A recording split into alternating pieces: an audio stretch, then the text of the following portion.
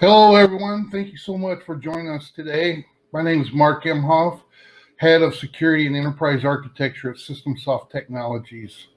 We are looking forward to an insightful and engaging episode on healthcare cybersecurity vulnerabilities and what you need to know. On behalf of SystemSoft Technologies and Security Compliance Associates, thank you for taking time to join us today. We would like to ensure an engaging experience, so please submit your questions at any time by posting them in the comments section below. And we'll leave 5 minutes at the end of this session to address all questions. So today, let's introduce you to the experts. First, myself, Mark Imhoff. Like I said, I'm head of security and SystemSoft Technologies, 28 years experience in technology, both from a consulting and on the business side, in verticals like healthcare and finance. Also, we have Ed Ober, Senior Director of Healthcare Vertical Leader at SystemSoft Technologies. Hello, Ed. Hey, good morning. Hey, thanks, Mark. And just as some background, 25 years in healthcare, most recently at the Blues, and prior to that with pharmacy benefit managers. And I work with clients to develop and implement strategy as far as products and also analytics tools. And thanks everybody for joining today. Thanks, Ed. We have Greg Wilson, Cybersecurity Architect at SystemSoft Technologies. Yeah, good morning, everyone, and thank you for joining. Mark, thank you. As he said, my name is Craig, and like Mark, I'm here on behalf of SystemSoft Technologies. I'm hoping to add my point of view to this discussion today as a security architect with around 15 years in the industry. I tend to work with both healthcare and banking, but I'm dealing with both big and small clients, big and small companies, heightening their security awareness, bettering their security posture, mostly to help them sleep better at night, and of course, to hit that lovely HIPAA compliance. I'm excited to be here and happy to join my colleagues. So thank you again, Mark, for inviting me. Yeah, thanks, Greg. We also have a special guest with us, Collis Dunwoody. He's an ethical hacker at Security Compliance Associates. Hello, everyone. As Mark said, I'm Collis Dunwoody. I'm an ethical hacker at Security Compliance Associates. And pretty much what I do is assess the overall security posture of organizations' internal and external network. Thank you, Collis. So welcome to everyone who has tuned in.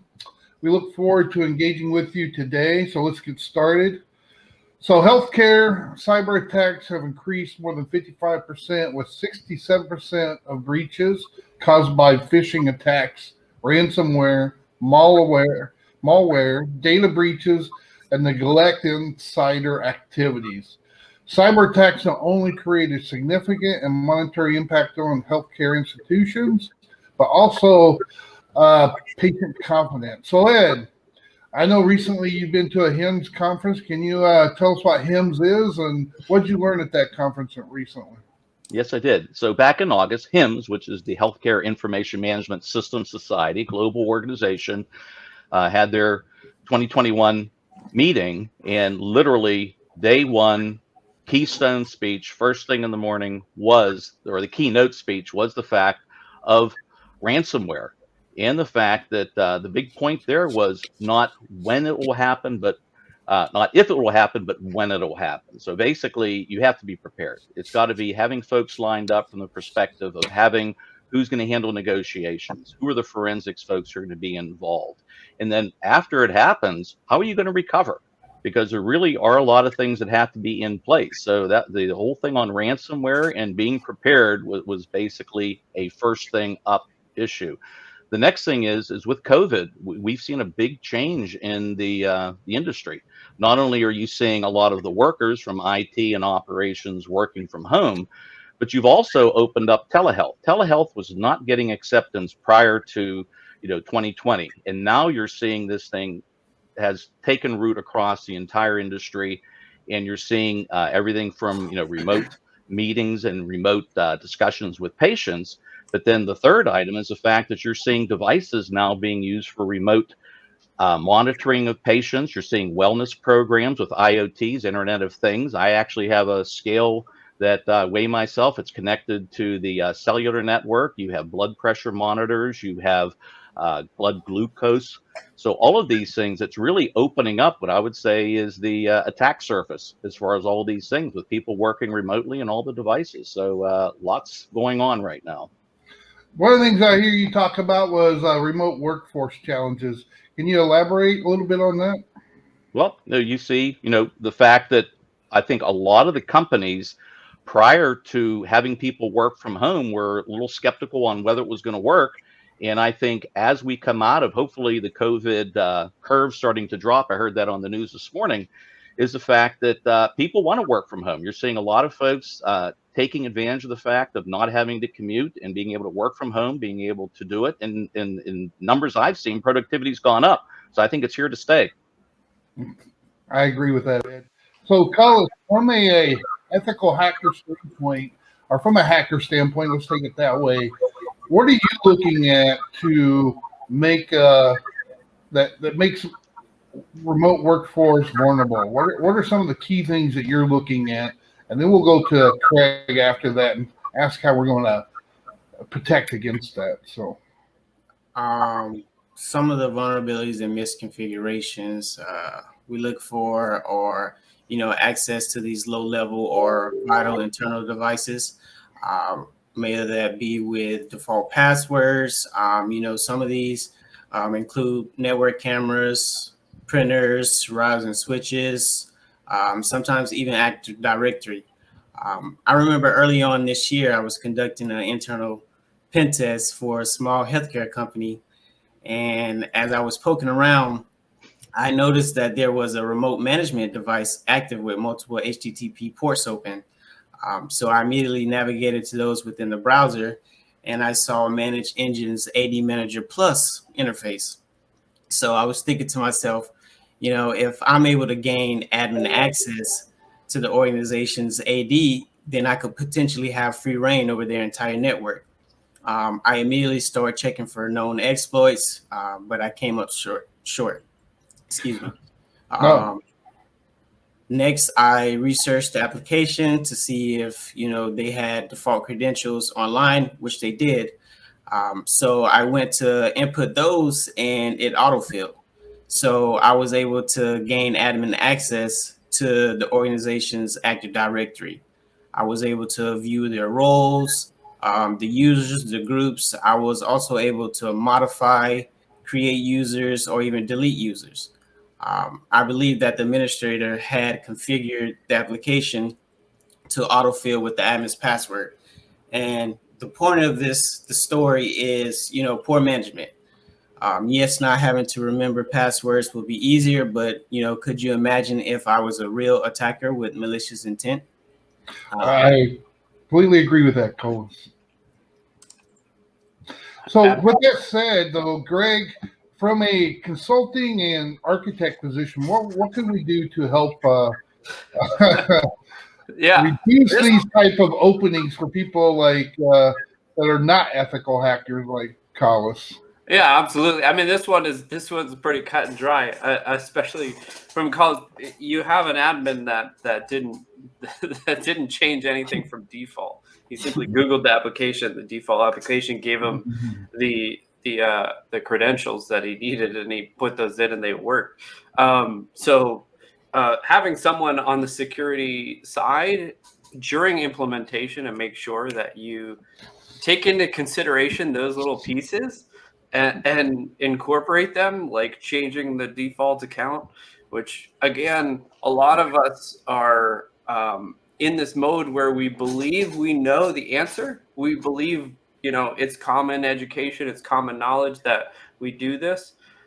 It's really not. It's not common knowledge. It's not basic for everyone. So having that, and this goes across every organization and across every company, the number one issue we see, especially with phishing attempts, is user education, and even admin education, and making sure we, educate everyone. And we have these little pieces in place to hit those check boxes for compliancy when it comes to education and bringing everybody up to speed. but because everyone believes it's common knowledge and it's kind of a, hey, we're here to hit this checkbox, they watch these videos on mute and they just, they hit next, next, next, and they go through the questionnaire and the training and they say they've gone through it and they accept these pieces, as such, really elevating that and changing education for the end users and even the admins on security is super important, and bringing security in. There is a plethora of tools and a plethora of programs because it's an ever-growing industry right now. Security education is an ever-growing industry.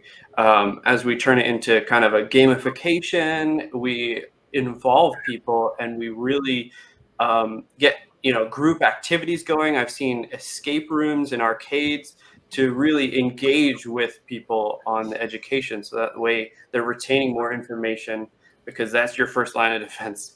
It is, as Collis will tell you, the end user almost every single time is where your issue is, and closing those gaps is super important and super vital. So bring security in and educate your user. No, I think those are great points. I would add what I get from that from a key standpoint is, besides corporate being monitoring, managing, and identifying threats, being resilient in that, it's also an individual responsibility to keep yourself understanding what's going on within your environment, the phishing, the social engineering tactics that are taken by hackers in itself. With that said, I'd like to move on to our second topic, which is vulnerabilities in IoT devices and medical devices. So, Ed, from your standpoint, from a business standpoint in healthcare, what keeps you up at night when it comes to this newer technology from an IoT or medical devices? Well, it's a great opportunity because you're going to be able to start monitoring a lot of new things, being able to, analytics, metrics, a lot of these things are really important now. So the plus side is you can get a lot of information on your patients. You should be able to monitor that both within a healthcare organization and also outside the walls, what they're doing at home. So there's a lot of opportunity to improve the wellness and everything. However, now you have a 24/7 situation where if something isn't configured correctly, if you have a new device that wasn't properly vetted before it was rolled out, or as we're talking about configurations and things like that, you now have another option for the hacker to get in there and get access to it. You've heard about everything as far as home monitors being hacked and things like that. Well, you start adding a lot of these devices to that network, and it's everything from the device all the way up the chain of command as far as the network getting into it. So lots of new opportunities. Absolutely, I agree, Ed. So let's go back to Collis. Hey, Collis. So kind of like the same as the previous question. What are you looking for as from pen testing, or looking for vulnerabilities, or even from just trying to break into a customer's environment as you're trying to help them get more their security posture within their environment stabilized? Pretty much I would be looking for, outdated software, those outdated components, researching if I could find any known vulnerabilities.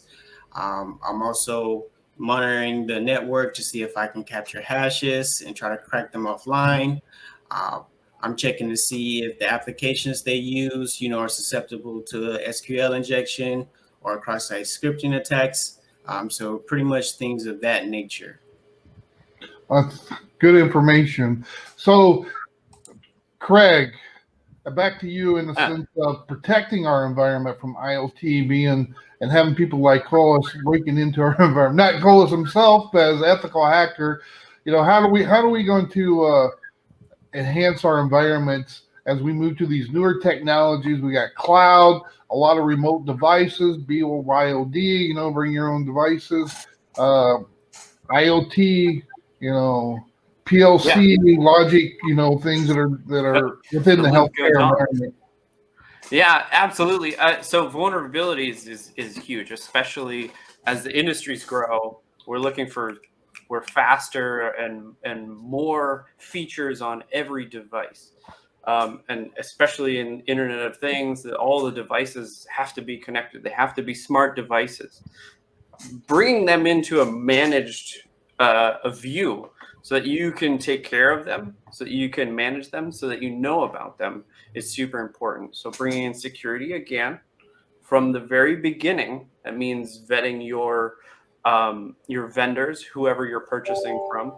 You're making sure you're vetting them properly, because again, purchasing department will go out and take care of these. They have check boxes to hit, and they're not necessarily hitting the check boxes for security. As much as I hate that term checkbox, they're taking care of their job. They don't know to go to security and say, hey, is this vendor okay? Are these devices okay? And security doesn't necessarily know that purchasing is doing that. So bringing them together, or bringing them in the same point of view so that everyone is on the same understanding when it comes to bringing on these new devices.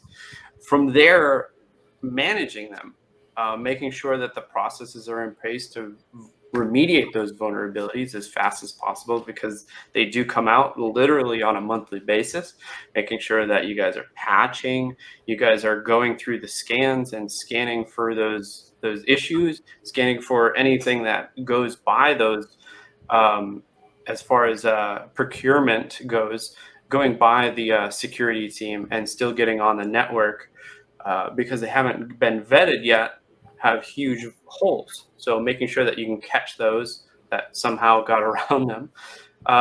And then after the fact is absolutely huge. So I don't know if we're going to get into this, but taking care of once someone like Collis is in, it is super important. Having that plan in place of, you need to quarantine immediately. You need to get that bad actor off the network. You need to start the investigation immediately. You need to discover where that gap in the security was and close that gap. And you need to not rest until that gap is closed. You need to look at all the devices that might have that vulnerability, that let someone like Collis in, and make sure that is taken care of. So I think what I get from that, security is never ending, right? It's like I say, you got to be resilient in the sense of both from a corporate strategy as well as an individual strategy. Yeah. The bad guys are never sleeping, and neither should we. So exactly, absolutely, I couldn't agree more with that. So, Collis, I do have a question for you. We've been asking you more how you would penetrate or get into a system. I mean, do you have any recommendations for the healthcare industry, or somebody like Ed that's kind of leading the healthcare vertical, in a sense? From it could be remote workforce or IoT devices, networking.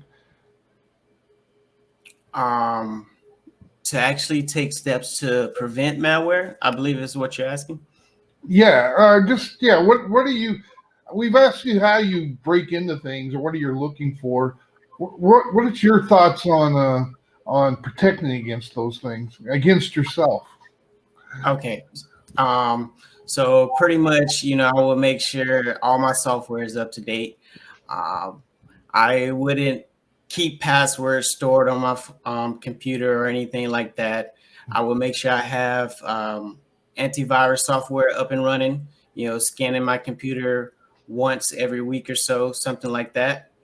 I wouldn't click on suspicious links, anything like that. I would double check resources. So if I received a suspicious link from one of my colleagues, then I probably would call him up and just to verify if that email came from him, things of that nature. I would stay away from unfamiliar USB drives. Don't put any of those suspicious things into your computer. Oh, no, that's great information. We do have a question, so I was going to wait till the end, but let's go ahead before we start our next topic. And is there any literature or other resources you all recommend to better educate yourself on cybersecurity vulnerabilities? Where do you think are some of the better places to go to understand cybersecurity vulnerabilities, so you can address those, right? And make sure. I know we talked about compliance isn't security, but compliance does give you at least that checklist, I think, to understand, key areas to look for, right? So So, Craig, I'll start off with you. Yeah, absolutely. As you mentioned, compliancy is not security. That is super important to understand. In the security realm, a lot like camping, you're trying to outrun your friend from the bear. You're trying to be more secure than the person next to you. They're throwing these large nets as far as like, phishing attempts. They're gonna throw it to everyone, and you want to make sure you're a little more secure than that. But if we're diving down the realm of let's make sure we understand and we educate ourselves, and we're going to find some resources to give us some education on this, there's a lot of different places we can go. For one, I would start at those compliancy agencies. So in this case, it's HIPAA compliancy. I would start with that. They're going to give you a huge amount of resources to go to, but from them, you have a lot of different people in place that third parties that are developing constant feeds. Microsoft does it. Even Rapid7 does it. They do a really great job at keeping up education and keeping things posted online on a regular basis, on a weekly basis of like, hey, this is the new hot thing. Because we tend to get what's trickled down from the news and the media, and that's usually when it gets really, really big. But if we want to stay ahead of that curve, it's going to hit those sites first. And so I would add on to that things like high trust. Go understand what that has from a healthcare. If you're in Medicaid, Medicare arena, CMS has also got a lot of great documentation. HIMSS itself is a great place for to understand cybersecurity and some of the things to look for as well. Is what I recommend. Collis, you have anything you'd like to add, or? So some of the resources we use here at Security Compliance Associates, in NVDB, which is the National Vulnerability Database, and it's just a repository of standards-based vulnerability management data. So anytime there's a known exploit or something like that, you'll be able to find that on that website. And also we use the MITRE ATT&CK, which is pretty much, the adversary's tactics, techniques, and procedures. So you will be able to see exactly how some of these hackers, break into some of these systems. All right, thank you, Collis. That was some good ones. So we got another question, so I'll go straight to it. What roles in the organization should be involved in the process of evaluating cybersecurity vendors? Yeah, absolutely. So we have in most organizations, they're going to have a BSA and or a VSA who's going to kind of do a vendor security assessment, and they're going to evaluate them. When it comes to government entities, they will literally have a catalog, and your company should too at any given time have a catalog of approved vendors. Those vendors are quickly accessible. They should be readily assessed on a yearly basis. Those VSAs, that's their job, literally to make sure that the vendors are staying up to compliancy on their side and are vetted appropriately, and they can get added to that catalog. Yeah, I would agree. And also the one thing I would say, there's organizations like SCA, ourself, SS Tech, or System Soft Technologies. They could definitely help in the sense of evaluating. Other roles could be people underneath your CISO that has security architects potentially within your organization. It just depends. It's a business by business. If you're a small, medium, or maybe a large, it all could be. It could be varied who would be doing that. Also, I would have potentially application and infrastructure people part of that security assessment, because when it comes to security assessment, it's not just one product. It's a holistic view you have to take from application to infrastructure to data to people, right? I always think as people, process, and technology, kind of an EA kind of use that we use from an end-to-end solutioning standpoint. With that said, I think we got about 5 minutes to go. If we have no more, I would like to really touch on real quick before we go is where do you see security and healthcare moving in the future, Craig? Yeah. So, the future pieces are pretty intimidating. So it can be anyone's guess, but we need to be faster at things, especially on the security front, because people tend to put that. The devices need to be faster, they need to be connected, but also this continual migration to at-home remote workforce. That is, I know we talked about it earlier, but it is massive. Making sure those connections are secure to people's home networks. Making sure we have the proper VPNs and the proper configurations on those VPNs in place. Super important. How about yourself, Collis? Just like Craig said, making sure those remote devices are as secure as possible. Making sure the people who use those on a daily basis are well trained and well knowledgeable of the things they should and should not do. In the future, I see it potentially getting worse. They're taking advantage of this whole COVID outbreak, and they're using it. They're preying on people's weakness. Their fear. And as Craig stated before, humans are the weakest link in the chain. So I feel as if we gotta close in on those gaps to create a better overall security environment. All right, thank you. We have some questions. We got a few minutes left, so I'm going to try to hit them real quick. What role can modern learning play on preventing IoT and healthcare industry attacks? I'll just make a comment on that. I think that's a great convergence of two technologies in terms of the IoT and just attacks in general being a 24/7, a lot of different ways it presents itself. And now with machine learning and being able to monitor and look for patterns, that's really what's going on there. And I had a situation over a holiday where I was called because in the middle of the night, someone was probing one of the networks.